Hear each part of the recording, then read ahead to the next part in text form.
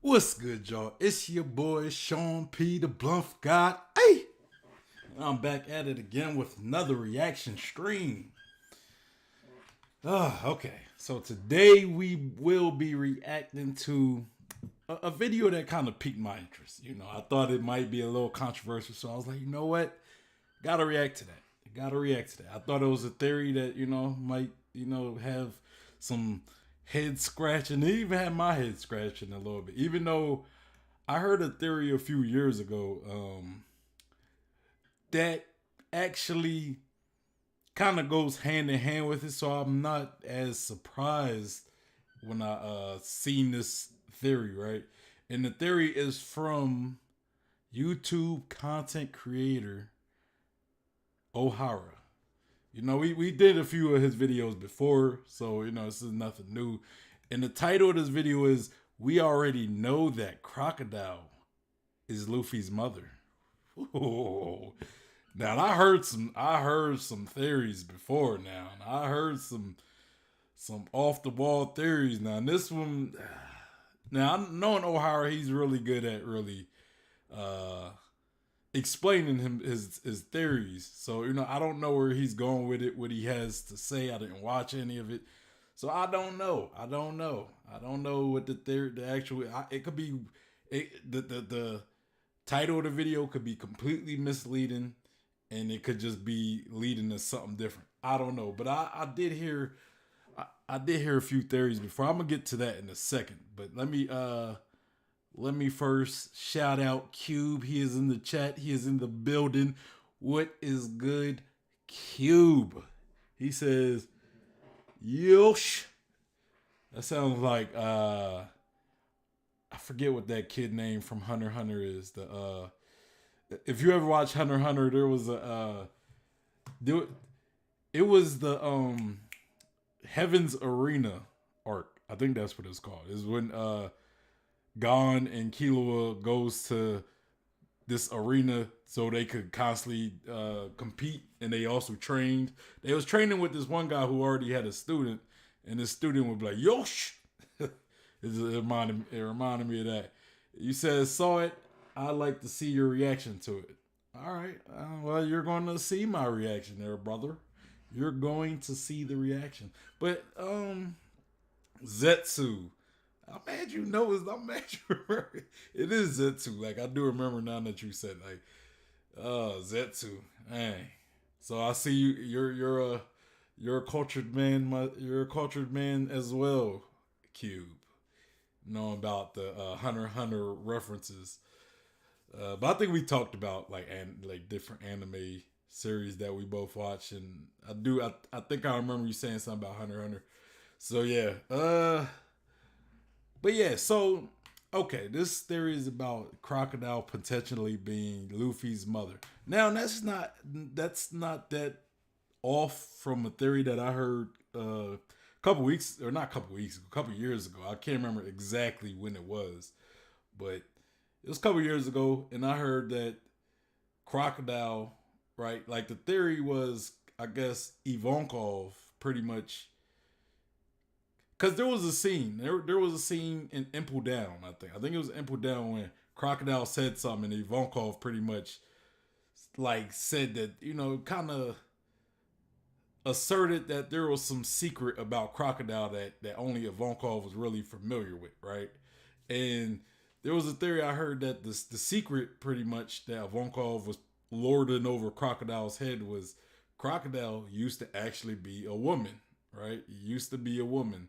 But with Ivankov's hormones and ability to pretty much change people's genders at will, that one thing Ivankov did was change Crocodile's gender. Now, based on the theory, it wasn't like against his will. It was something, I guess, Crocodile wanted, right? It was something Crocodile wanted, and so Ivankov changed. It was like a favor, pretty much. So, it was. I can't remember the exact theory because I heard this theory was a couple years ago. It was a couple years ago when I seen it. So, yeah, I don't know how off it is, or I don't know how off I am with the theory specifically. But Cube says, I've got a good memory for TV shows, anime. Yeah, you got a better memory than me. You know, my age, me getting older hasn't been doing me any favors. I always had a bad memory though. So the older I get, the worse it gets. You said, I do believe that Ivankov did change Crocodile's gender. So you agree with that theory as well. Okay. Felt too obvious. I don't know. I don't know. I don't know. I haven't really done too. I mean, besides the first time I heard the theory, and I don't even think I really listened to the full theory. I just remember hearing about it. Um, I don't know. I don't know. Like I would have to really dig into that specific theory, and maybe Ohara touches on that. I don't know. You know, maybe he could sell me on that situation. You know, with Ivankov in this series, you know, with knowing what Ivankov could do and how he could pretty much change people's genders, I don't think it's a reach or a stretch to say that, you know, there are other characters that we may be aware of that Ivankov had did that to, you know, Crocodile possibly being one of them, you know. So I mean, I would personally have to hear the theory in detail to see where, you know, to really get an idea of it. And maybe again, maybe this theory that we're about to go into talks about that. Q said after each rewatch of Impel Down convinced me more. Okay. Hey, you're convinced. I'm not saying I'm not convinced or am convinced because again, this is an old theory that I kind of heard, but I never really actually dug into. So there's that. But anyway, enough of me blabbing. You know, let's get into this actual video. All right. Again, the link to this video, you know something, how could I? I didn't even do my plugs. You know I got to do my plugs. Make sure you like the video if you haven't already. Subscribed and hit that bell for notifications. For all my subscribers, I am doing a giveaway. We hit that 50 subscriber milestone. So since we hit it, I am currently doing my giveaway, which more details will be added on this Sunday's chapter discussion stream. I will do it somewhere in the middle of the stream, so you guys are going to have to watch the stream if you want to get the details on how to win this giveaway. Be one of the 2 winners of this giveaway. And also, follow me on Instagram, on Twitter, on my Facebook page. Links will be in the description, as well as the One Piece Facebook group and the One Piece Discord if you're looking to be a part of a One Piece community. So yeah, got that out of the way. Let's get into the actual video. All right, let's see what Ohara has to say. Crocomon, the theory that should not be anything else but a bunch of people trolling One Piece fans. I mean, come on. Crocodile used to be a woman that had a kid with Dragon, and that kid is Luffy, the protagonist that got impaled by said crocodile. Yeah, no, this is totally a thing. What's up? I'm Manu, and in case you aren't familiar with it, my question, now I'm thinking about it, my question is, would Crocodile not know what his own or her own son look like? Like, would Crocodile not realize that, oh, this is Monkey D. Luffy, my son, right? I named him. It didn't seem like he was too bothered to try to kill his own son. So, man, Luffy got 2 dads, I'm telling you. I'm sorry, but that's funny to me, man. That's funny. It's funny that... Oh, man. Cube said, by the way, no scan next week. I'd like to propose to read Reddit theories. I mean, we will cross that bridge when we get there. And if you find a good Reddit theory to read, send it my way. I'll do it. I'll do it. If there's no chapter, if Shonen Jump ain't releasing any chapter, send me a good Reddit theory. You know, I'll check it out. I'll read it. It's whatever. Yet, here's the pitch you will usually hear from people who support this theory. The idea that Crocodile might be female basically emerged together with the release of the chapter back in 2009. Well, the idea that he might be Luffy's mother seems to be from sometime in 2011. Although the original post that is referenced a lot over the internet does not exist anymore for some reason. Basically, the idea is based on a single interaction during the Impel Down arc. A single line of dialogue between Ivankov, one of the leading members of the Revolutionary Army, and Sir Crocodile, the former warlord that terrorized Alabasta and who was ultimately taken down by Luffy. In this scene here, Ivankov basically blackmails Crocodile into helping them by threatening to reveal his weakness. A secret debt that Crocodile owes to Ivankov for something he was given, as Oda confirms later on Crocodile's Weaver cards.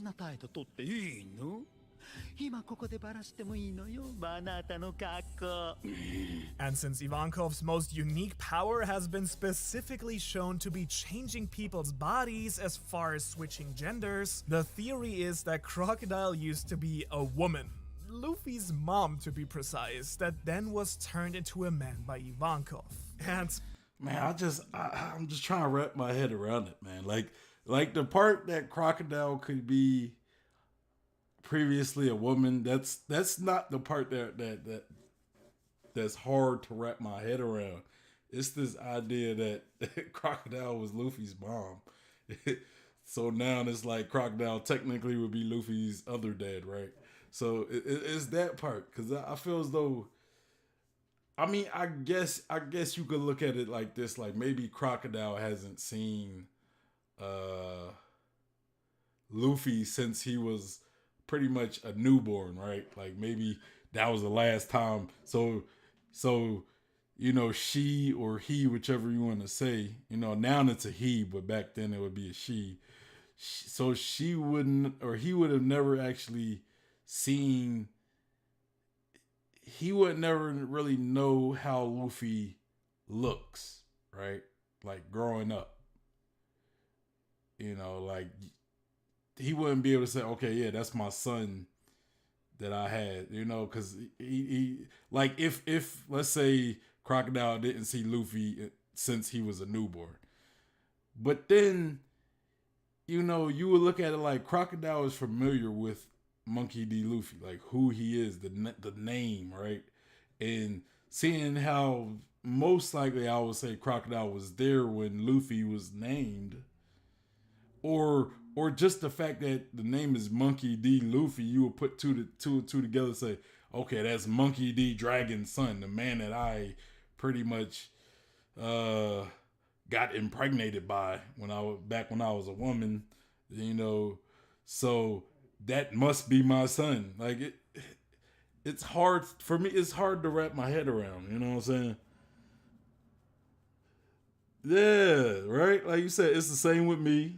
And you said him being a former woman is believable, but being Luffy's mom is tough. It is. And I'm, again, you know, I'm not saying it's not possible, but it's just, to me, their encounter would have been different. To me, you know, if that was the case, I feel as though the encounter would have been a lot different. Crocodile wouldn't have been so quick to want to kill Luffy. You know what I'm saying? Like maybe try to get rid of him, maybe try to reason with him. Like stuff like that. If there was some type of clue that Crocodile was trying to avoid killing Luffy, you know, because he knew, you know, yeah, that's my son, that's one thing, you know. But like, you know, knowing Luffy, he's persistent. So then it was like, look, I'm gonna have to kill you because you just keep getting in my way. Even though I don't want to do it, I'm trying not to. Like that would have made sense. But you know, Crocodile kept trying. You know, he didn't seem like he had no qualm with killing Luffy. And then it's the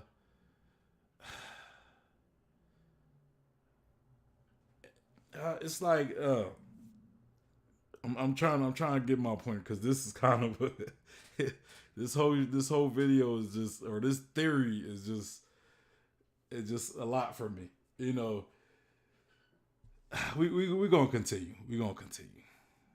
Okay. I guess it's a theory. I kind of like the idea that, you know, maybe Dragon, uh, his like Luffy's mom might have been a celestial. Like I kind of like that theory a little more, or like maybe she was a slave or something happened to her, like that made Dragon go the revolutionary way, right?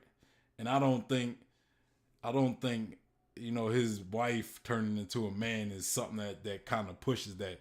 But like if his mom was a slave or a celestial dragon, that would make sense as the motivation behind why Dragon went the route he went, you know. But if it's, I don't know. Let's continue. I don't want to keep. Boy, did I Racking my have a brain. very emotional roller coaster like personal journey with this theory. Basically, ever since this theory was first brought to my attention years ago, it hasn't gone away ever since. Ever. And so I practically went through all 5 stages of grief. First, denial. When I first heard about this idea, my reaction was basically, this isn't real. Someone's definitely trolling these poor people. Then, anger. Once I realized that people were taking this seriously and actually talking about whether it was possible or not, I was genuinely pissed that people were debating this seriously.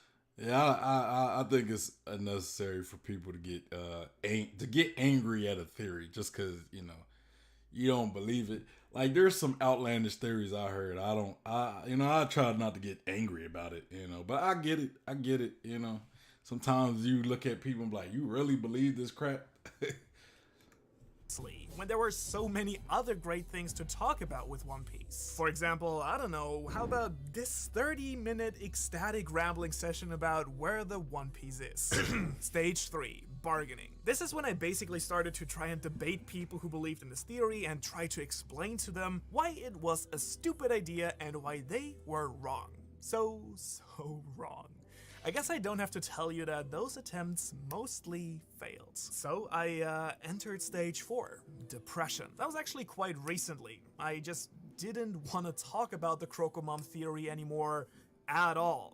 I thought there were so much more interesting ideas out there that deserved so much more attention, and so I just tried to push the idea out of my head. However, everything changed a couple of weeks ago, when I started working on my most recent video on Luffy's mom. I had basically found out that mothers, or to be precise, their complete and utter absence from One Piece, plays an incredibly important and central role to the story. And of course, I also wanted to discuss a couple of ideas for who Luffy's mom could That's because you don't see no mothers in One Piece because Ivankov turning all of them into men. Ivankov, hey, you got a mom? Where's she at? Hey, Miss such and such. Fucks, man. Q says, I can see Crocodile had to change gender for self-preservation, not wanting to become a man because he wants to, but to change his identity. Just a random thought. I get what you're saying, and that could definitely be the case. I also think it's a possibility that, maybe as a woman, he felt limited, by, like, he felt like, okay, I need to be a man in order to get more. Because Crocodile seemed like a guy, like, from what we've seen in Crocodile, he dresses well. He's almost a man of culture and high status, right? So taking his personality, right? That's like a personality a lot of men get respected for, right? Not so much women, like, and I'm not trying to be sexist, but, women don't really, when women are like that, they don't get looked in the same light as a man who's like that gets. So I could see it being something along the line, like, kind of like Kuina, for example. Kuina kind of looked at like being a girl was limiting. She was a man, all these things. You know, maybe she'll be stronger if she was a man. She'll be more respected if she was a man. All these things. Like, I can't remember exactly, you know, what she was saying, but like that little conversation she had with Zoro. But it's similar to Crocodile. I could see maybe Crocodile felt like if she was a man, she'd get more respect and her limits wouldn't be at, you know, her limits would be higher possibly.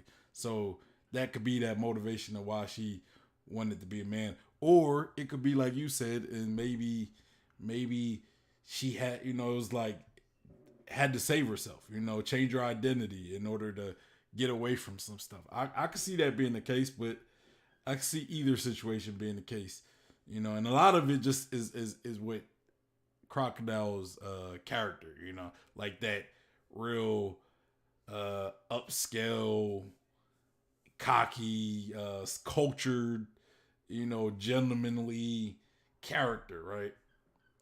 You know, if the fact that Crocodile's a man and he's like that, he might be looked at a lot more positive than when he was a female and if he was like that. You know what I'm saying? But yeah, I see where you're going, and you know, it's a good point. Good point. Possibly be. And do you know that feeling when you turn around and suddenly someone is just standing there? That was exactly what it felt like when the Crocomom theory jumped right at me once I started to work on this, laughing in my face. And at that point, I had enough of this. No more hiding. It was time to switch gears completely and go into the offensive. I decided to take this stupid theory, dismantle it to its core, and prove to the world once and for all that there was no way that Crocodile is Luffy's mom. And so after sleepless nights of vigorous work, I finally managed to find the answer to this mystery that had tormented me for years. Yeah. Crocodile is Luffy's mom. So it looks like I've ended up in stage 5 now, acceptance. But allow me to guide you through my thought process here and— Dang, my dog. It was like, man, after trying to prove the theory wrong, that whole process ended up making me a believer of the theory. Dang, man, it got him. It got him. It got him.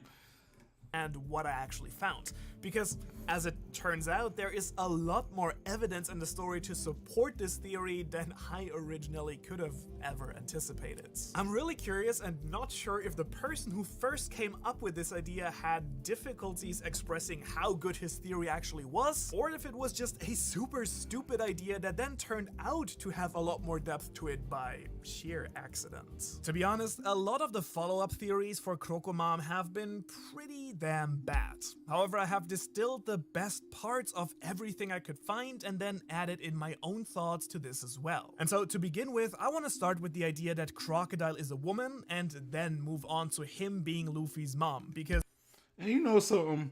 Why didn't Ivankov tell Luffy about it? You know, because I know Ivankov knew that Luffy was Dragon's son, at least at one point, but Ivankov never said anything about it, right? Ivankov knew. And what about Garp? I mean, I guess Garp might not know that Crocodile and Luffy's mom are the same person. So I guess maybe, I guess like that could be a reason if you want to say Garp didn't know, you know, because maybe Ivankov is the only person who knows that Crocodile used to be a woman, and you know, I don't know if he would. I would think he would know, right? Like, you're dealing with dragons, like, because Ivankov works so closely with Monkey D. Dragon, I would think you would know what Dragon's wife looked like, right? So, in knowing what Dragon's wife looked like, and then knowing who Crocodile is, because you're the one who turned Monkey D. Dragon's wife into the Crocodile that we know now, you didn't find that maybe something you could have told Luffy? Like, hey, yeah, you know, he's your mom, brother. He's your mom. You know, and I think Ivankov probably would have told Dragon, right? So Dragon would have known, and I mean, but you know, Dragon and Monkey D. Luffy has never really conversed, so I'm still racking my brain on this theory, man. I'm still racking my brain on it.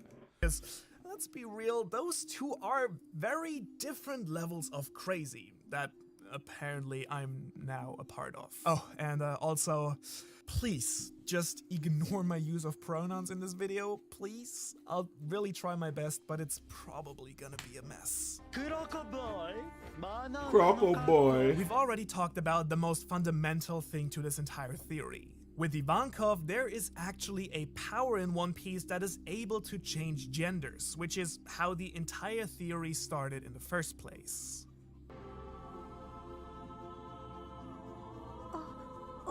And the fact that this was all shown so closely to the encounter with Crocodile definitely helps the credibility of these two being connected. Plus, Ivankov keeps calling him Croco Boy in what I think is a bit of a mocking way. Now, it could just be that Ivankov wants to take away from his manliness, but maybe it's also supposed to put more attention on exactly that aspect of his character. Now, one thing that I think is important to consider is Oda's inspiration for the warlords here. Not only do all of the original Shichibukai have an animal theme, but the group as a whole was inspired by the video game Romancing Saga 2 that was released in Japan back in 1993, which is older than I am. Wow.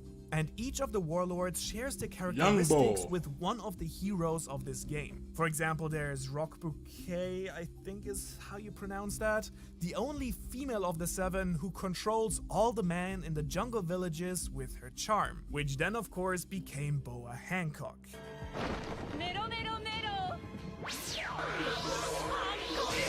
Or Bokuon, a puppeteer demon who rules over his own little realm with his own slaves, and whose special technique, marionettes, allows him to manipulate all party members. Which of course is the inspiration for Doflamingo? Oh.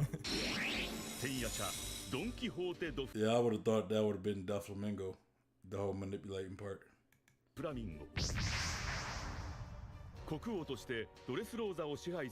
The character that is important for us here is called Wagnas, who has enslaved an entire country and wants to find an ancient weapon to control the world.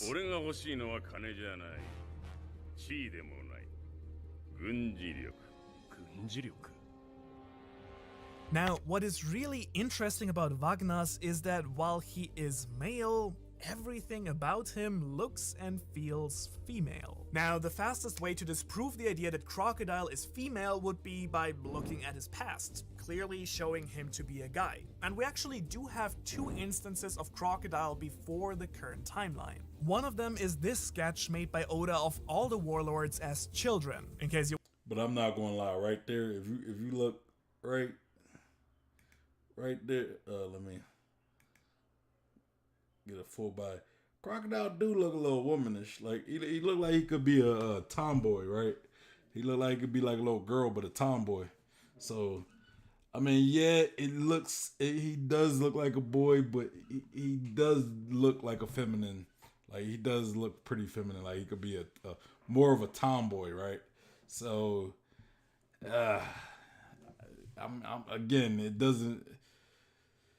Maybe he was a woman. I'm just saying. It's as children. In case you're wondering, Crocodile is here, a kid who might be either a boy or a girl and resembles Hancock most of all the others. Yeah. The second time is during Roger's execution. However, Crocodile is only shown from behind here. What we can see is a fur coat, long purple hair, an earring, and a cigar, both in the anime and the manga. And since Oda has already done us the favor and drawn the opposite sex of each of the 7 warlords, we can say that this panel of Crocodile from behind would fit with either the male or the female version of him. And as you know, Oda sometimes like to hide and hint at things in the color spreads and cover pages. And as it happens, this is the official cover and title of chapter 938.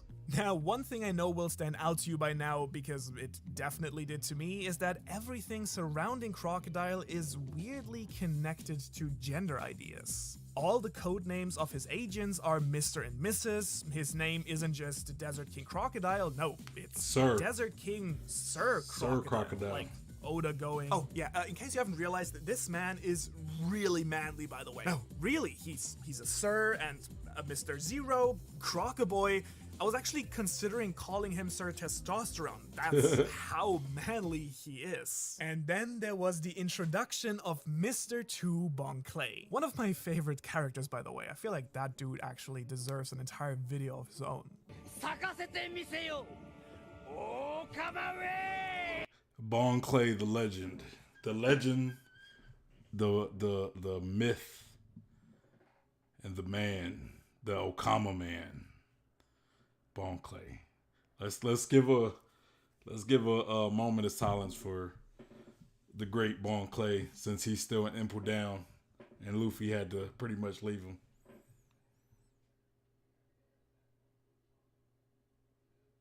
All right, now let's get back to the video.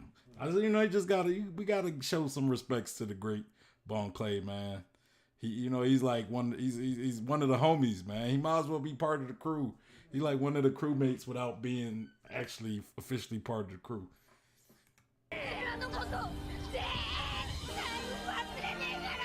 And the fact that this man is part of Crocodile's agency is just a pure treasure trove of hints. This man of mans has someone in his strictly gendered organization who plays both the male and female part of his double agent theme. He's Mr. 2, a number, and also Mrs. Bonclay, 2 festival holidays in Japan.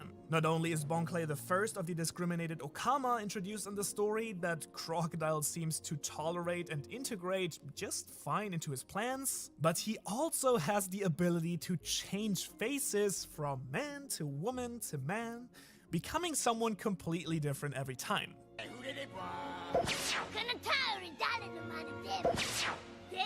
Now, if this isn't hinting at something, but there's even more to this. Bonclay, as one of the Okama, comes from Okama Island, an island that not only gives us a connection between Ivankov and Crocodile, but more importantly between Crocodile and Dragon. Most of the Okama are part of the Revolutionary Army, whose leader is none other than Dragon, Luffy's father. So, all of this so far has mostly served as my argument that Crocodile used to be a woman, which actually has surprisingly much support in large parts of the fandom. However, and I totally understand why, saying that Crocodile was a woman and that Crocodile is Luffy's mother are two very, very different cups of tea. More like a cup of tea and a cup of coffee. And still, I believe that both of these things are true. Here's why. By the way, in case you're enjoying theories like these and want to delve deeper into the endless deep and hopefully fascinating lore of One Piece with me every single week, I'd love for you to consider subscribing to my channel. Now, there are a couple of really big arguments that seem to bury the Crocomom idea fairly quickly, which I know well because I used the very same argument quite a lot back in the day. First, if Crocodile was actually Luffy's mom, why didn't he recognize him? Well, because he hadn't seen Luffy since he was a baby. Okay, but then why didn't Crocodile recognize his last name if he had a kid with Dragon? To which I would say, well, for the same reason no one else knew that Luffy was related to Dragon or that Garp was related to Dragon.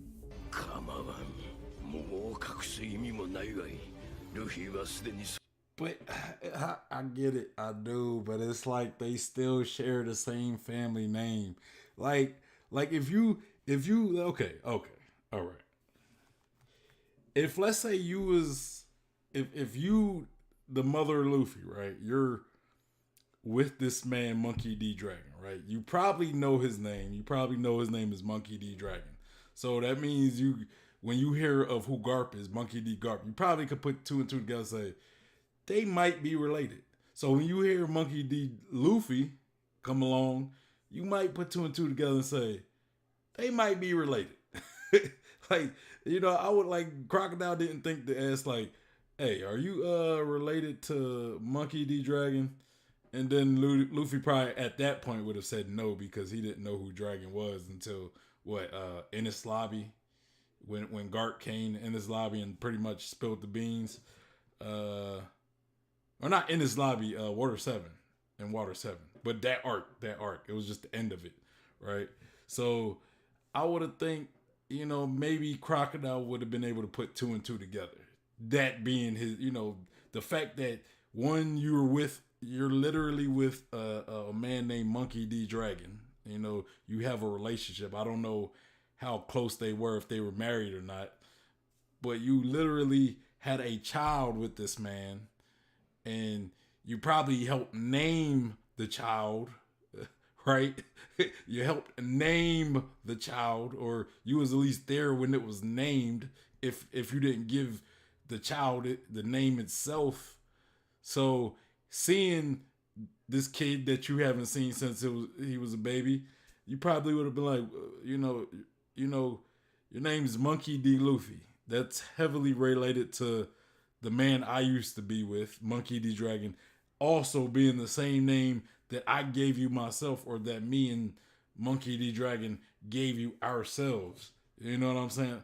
Like, unless the baby wasn't named during the birth, and then Crocodile like left, and then Luffy was named by maybe like Garp or something. I don't know, maybe that, but to me, it's like, I get he's kind of like his reasoning, but it still ain't adding up to me. It's still not adding up.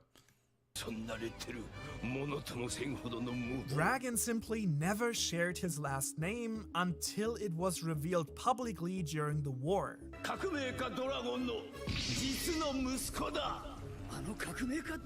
I mean, look, even Ivankov didn't recognize Luffy's last name. Now, if Luffy were actually Crocodile's child, wouldn't they have some similarities? Well, they do. Both of them have the undying loyalty of their crews, with Dustbone still following Crocodile even after Impel Down, the Zoro to Baroque Works Luffy. In a way, Crocodile, just like Moria, had his dreams crushed at some point by Whitebeard, basically giving us a version of Luffy that had given up on his dreams.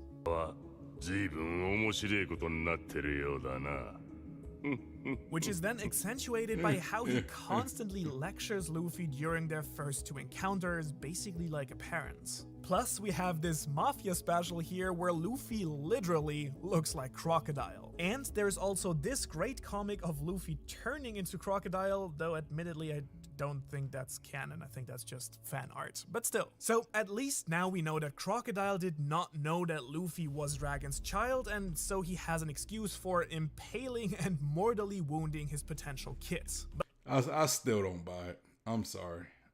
That could be the case, but I don't really buy it, because I would think after you give birth to a child, you would probably name that child. You would be the one, or you would at least be part of the two people who would be naming that child, so you would know the name of your child. Like, you at least know it's Luffy, even if like I don't know. It's hard for me. It's still hard for me to buy. I get the reasoning of what he's saying, but like if I say you're in a relationship with somebody, like, I get his reasoning. Like, he says Ivankov didn't recognize the last name. Garp didn't tell people Dragon's full name until later. But Crocodile, as a woman, was literally probably around Dragon a lot, and Dragon probably told Crocodile certain things that he didn't tell other people. And then it's just the fact that you was there to name the child. unless they changed the name after you left, like, unless you named the child Monkey D. Steve, and then Garp came along like, I don't like the name Steve, I'm gonna name you Luffy, so you're gonna be Monkey D. Luffy. And then they fought, and he's fighting his son Steve, but he's fighting his son Steve, but his son goes by the name Luffy, so he doesn't even realize it's Steve or something, like something like that. Like, it still doesn't make sense. It's still kind of weak. Cube says same, and then he says, if you're intimate with someone, you gotta recognize the child or know his last name, the full name, if anything. Like, I would think even if you didn't know the kid you're fighting's name was Monkey D. Luffy, it's still, you still know the kid's name is Luffy. I'm pretty sure Crocodile knew it was Monkey D. Luffy, because if I remember, he had the wanted posters, right? He had the straw hat wanted posters. So on the wanted posters, it says your full name, Monkey D. Luffy, right? So and Cube said it's a Gummo Gummo no Mi style stretch, bro. Kong gun on that mug, like Kong gun on that mug. Yeah, it's still a stretch to me. But that doesn't prove anything yet. No, because for that we actually have to look at Marineford, and specifically Crocodile's action during Marineford after it was revealed that Luffy was Dragon's son. Because interestingly enough, after his initial attempt to attack Whitebeard, he then actually did a few things that seemed extremely out of character, because he went out of his way and endangered himself without really needing to for Luffy's sake. And also keep in mind that we never got to actually see his reaction to the Luffy Dragon reveal, just as we got no reaction of his to Roger's execution. So here's all the out of character stuff he suddenly started doing.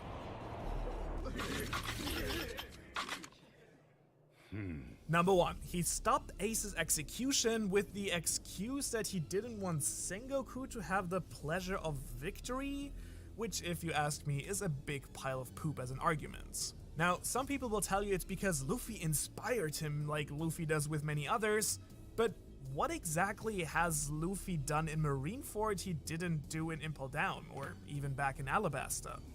Nothing. Which then would imply that Crocodile would have had an entire change of heart for no apparent reason whatsoever, and completely off screen, which is not very Oda-like, if I dare say so. Then he and Does Bones hold off Mihawk to protect Luffy.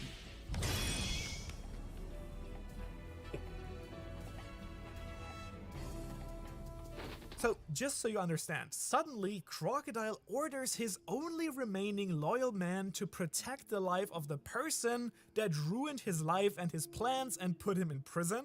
I mean, yeah, he might refrain from killing Luffy because of Ivankov being there, but he surely wouldn't have gone out of his way to send his best man off for him. And then when Crocodile jumps in himself, when Mihawk questions why he protected Luffy, Crocodile's only response is this.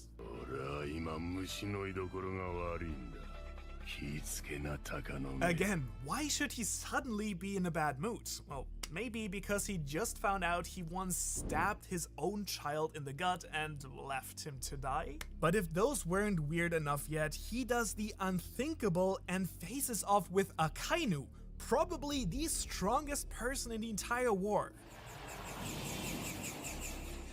Crocodile! And so I think that the fact that as Luffy is lying there unconscious and weak with Jinbei slumped over him, Akainu about to deliver the final blow, Crocodile coming out of nowhere to save him and safely transport him to Law is, once again, so telling. I mean, this is a man that shouldn't have been on Luffy's side for so many reasons, that has left people behind for being useless or too weak, now seemingly out of nowhere goes full Zoro mode for Luffy, willing to sacrifice himself for him?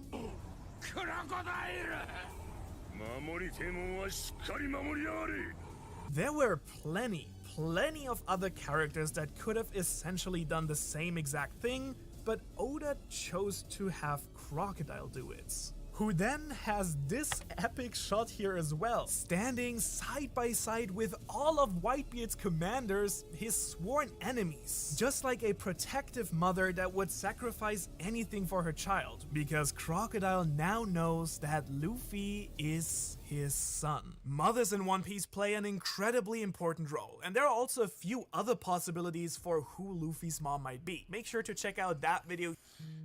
Alright, man, some stuff to talk about. Cube says Baruch Works is a bounty hunter organization. He knew his name. Yeah, he knew it. Come on, man. Like At the end of the video, I will say, some of the reasoning behind it, it's there. I guess it's there. It's not bad reasoning. It actually kind of sold me just a little bit. I'm not gonna lie. Some of those reasons, how like Crocodile started acting, but I feel as though it's a little forced, just a little forced on trying to make a connection, because because you can easily say something along the line that, like, when he found out that Luffy was, like, it was confirmed that he found out Luffy was Dragon's son. Maybe he just had a connection with Dragon. Maybe he was cool with, maybe he has a relationship with Dragon. Maybe, I don't think it's necessarily concrete proof that he is Luffy's mother. It's good proof. I'm not saying it's not good proof. It's actually a bit convincing proof that he could be Luffy's mother. It's like little signs, like, that could be foreshadowing that.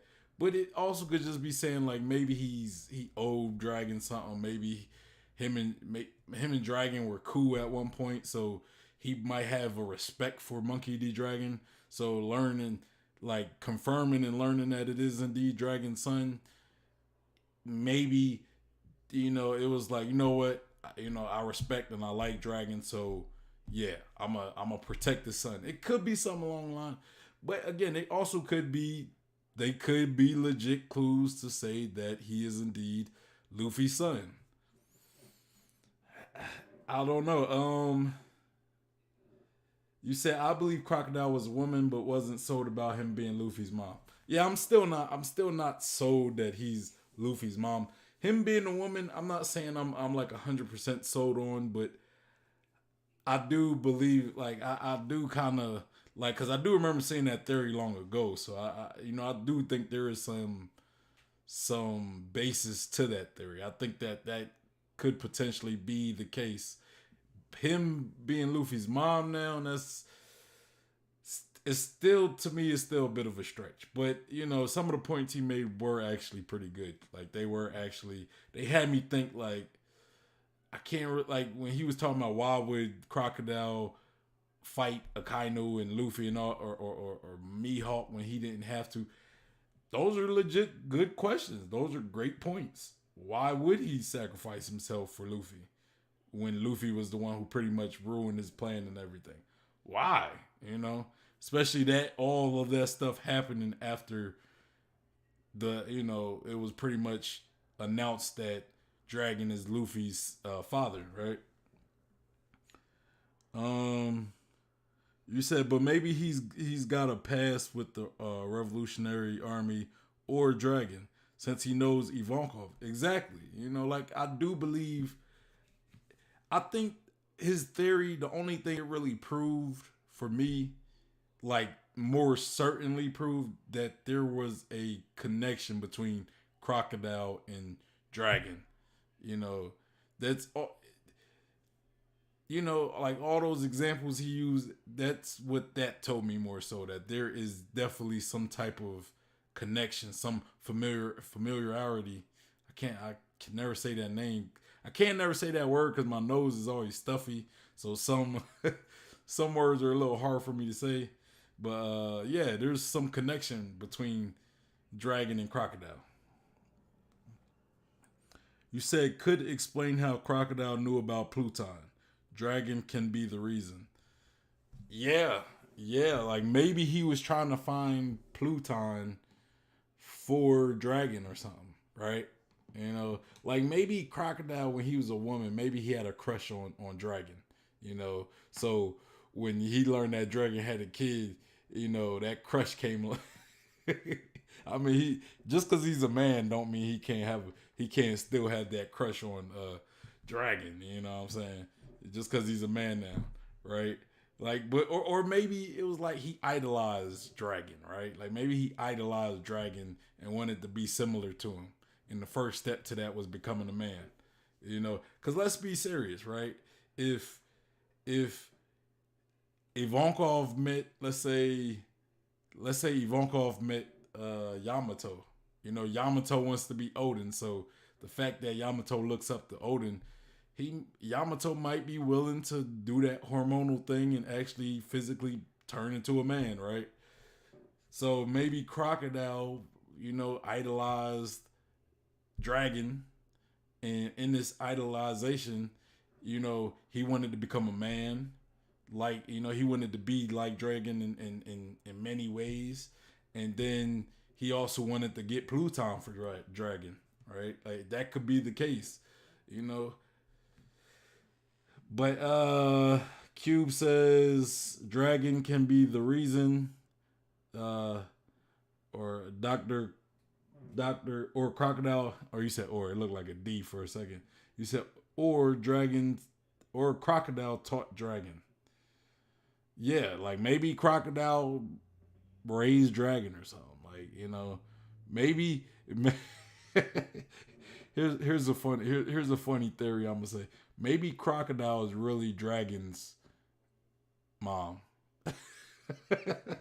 Maybe Garp and Crocodile had a thing when Crocodile was originally a woman, and maybe Crocodile raised Dragon and wanted to become a man, so met Ivankov, and Ivankov was like, "Hey, okay."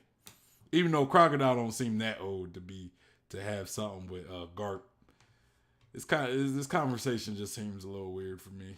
I'm not even gonna lie to y'all. Talking about Crocodile, like talking like we're shipping Crocodile and Dragon, right? I don't like shipping stuff. Like I don't like shipping conversations. But you said and goes perfectly with my theory that Dragon has a connection to Robin.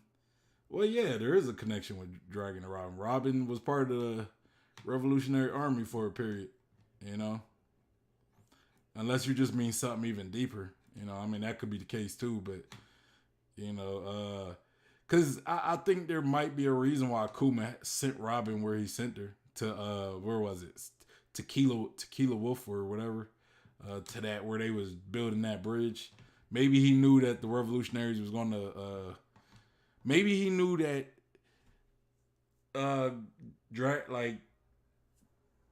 the Revolutionary Army was eventually going to free Robin. Maybe that's why he sent her. Like maybe he knew that they was eventually going to meet up Robin and Dragon. So I mean, there could be a deeper connection than just Robin being a part of the Revolutionary Army. It's just a matter of what it is. But there is definitely already an established connection with Dragon and with Robin. Or just Robin and the Revolutionary Army as a whole, you could say, as well. You said prior to Kuma sending her to Dragon, you always felt that Kuma sending her there instead of Luffy. Yeah, but did Kuma really send her to Dragon? Because we know that he sent her to Tequila Wolf, where they was building that bridge. That not a lot of people don't really talk about that. Like that whole the world government construction of these bridges, right? So I guess unless Kuma knew Dragon was going to rescue that area, like he was eventually going to liberate that area, so he sent Robin there. But did Kuma know that? That's the question. Did Kuma know that the Revolutionary Army was eventually going to liberate that area that he sent Robin to, and that she was eventually going to meet Dragon. So there is that, because I think Kuma had intention of where he was sending people. Like I think there was some intention. You said we saw with Perona that he knows where he sends people. Yeah, nah, that's what I'm saying. Maybe, like, again, he knew, I get that, like, and like, I even mentioned that he probably knows where he sends people, but it's like, he didn't send her directly to Dragon, right? He didn't send her directly to the Revolutionary Army. He sent her to a place that was pretty much oppressed, where people were pretty much slaves, and they were building a bridge. That was where he sent Robin, if I remember correctly. That was where he sent her, and then eventually the Revolutionary Army liberated that bridge. They liberated all the slaves that were there, which is when Robin met the Revolutionary Army, and specifically or eventually Dragon, right? So what I'm saying is, Kuma had to, if it was definitely an intention, and he knew, like, he would have had to know everything was going to transpire the way it did, right? He had to know that the Revolutionary Army was eventually going to liberate Tequila Wolf, or whatever. I gotta make sure it's called Tequila Wolf, and I'm not just calling it something else, right?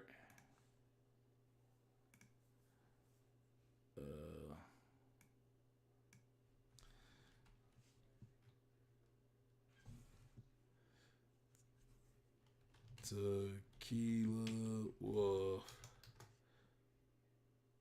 Yeah, that's what it's called. Tequila Wolf. I knew I'm not tripping. I know I wasn't tripping. All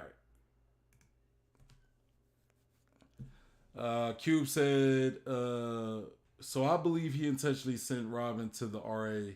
I just think it's a huge coincidence when we know Kuma's linked to the RA, and her being found by the RA. No, I get what you're saying. I really do. I'm just saying what I'm saying is he didn't send her. He didn't directly send her to the Revolutionary Army, right? He sent her to Tequila. He sent her to Tequila Wolf. Now the argument would be: did Kuma know that the Revolutionary Army was going to liberate that area? Now, if he knew, then yes, he definitely did send her to the Revolutionary Army. Like, if maybe he knew in advance, right? Because maybe at that time he was still in contact with the Revolutionary Army, so he knew in advance the plans. The plan was to liberate Tequila Wolf. So he's like, okay, I want to send her to the Revolutionary Army, so I'm gonna send her to Tequila Wolf, and they eventually meet there. But if he didn't know that, then it could have been more of a coincidental thing, because it's like, how you send her to the Revolutionary Army when you didn't even know they was going to liberate Tequila Wolf, but you sent her to Tequila Wolf. That's kind of what I'm saying. You say, I get your point. You get my point. But yeah, as far as this theory, it's a tough sell, man. It's still a tough sell for me. It's still a tough sell. You said, I also find it odd that he sent each Straw Hat to the perfect place to hone their skills. Yeah, he did. And that's why I actually do agree with your thought that he did send her to the Revolutionary Army. It's just like the only shaky thing is, when he sent her to Tequila Wolf, did he know that the Revolutionary Army? But everybody else, yeah, he sent it Nami somewhere to the clouds, where she was able to pretty much learn more about weather control and things like that. And then he sent Usopp to that one island, which was it's like a it was that island with that Hercules dude, right? I mean, I don't know how that really. I mean, it did strength. I guess it gave Luffy the type, or not Luffy, Usopp the type of training he needed. It was kind of messed up what he did to Sanji. Let's be real. Let's be real. It was messed up the way he did to Sanji.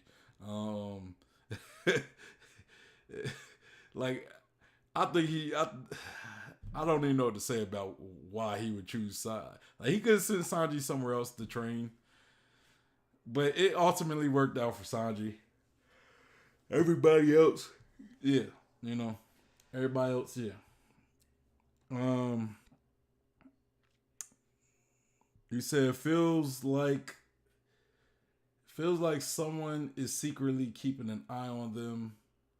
It's a real food for thought kind of situation. Can't wait to get more information about Kuma. Yeah, I think keeps his eye on Luffy. I really do. I think to a degree he keeps his eye on Luffy, and you know, even with like his agents, he like if they're ever out there and they meet Luffy, they pretty much assist Luffy any way possible. Uh, I was thinking of Bonclay, right?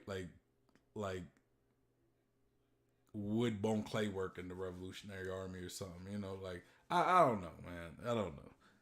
But yeah, I definitely do think Dragon's looking out for his son in many ways. You said, imagine if it's Vegapunk making moves. I remember seeing theories that Vegapunk was part of Revolutionary Army at one point, and he's kind of working. He's still like a sleeper agent. He was already part of a rogue group of scientists, so he was already kind of a.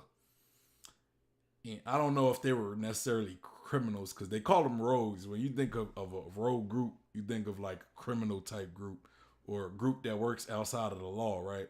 So, maybe at that point, he kind of could have been connected with them. I don't know. Maybe not. Maybe they were just their own unique thing, their own standalone type thing. And I don't know. We definitely need to see more Vegapunk. But yeah, but okay. That's pretty much